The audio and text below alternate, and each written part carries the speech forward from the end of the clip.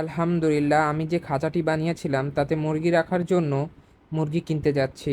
আজকে চলে গিয়েছিলাম মনিরামপুরে। প্রায় 20 কিলোমিটার রাস্তা, 30 মিনিট লেগেছিল যেতে। যেখানে গিয়েছিলাম সেখানে প্রায় অনেকগুলোই মুরগি ছিল, মাশাআল্লাহ।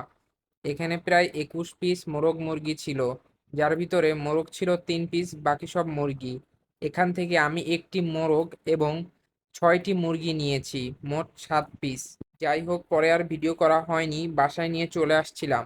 আসার সাথে সাথে খাঁচা রেডি করছি। পানির পাত্র, খাওয়ার পাত্র দেওয়ার আগেই একটি ডিম পেয়ে গেলাম, আলহামদুলিল্লাহ। প্রথম দিন আনার সাথে সাথেই একটি ডিম পাওয়ার যে আনন্দ, তারপরে আবার ডিম দিয়েছিল, সেটা দুপুরের দিকে প্রায়। আমি এখন ভালো করেছি খাঁচাটি বিক্রি না করে। এখন পারিবারিক মাংসের এবং ডিমের চাহিদা পূরণ হবে প্রতিদিনই। মুরগি এবং খাঁচায় কত টাকা খরচ হলো সেটা যদি জানতে চান, কমেন্ট করবেন, আমি পরবর্তী ভিডিওতে জানিয়ে দেব।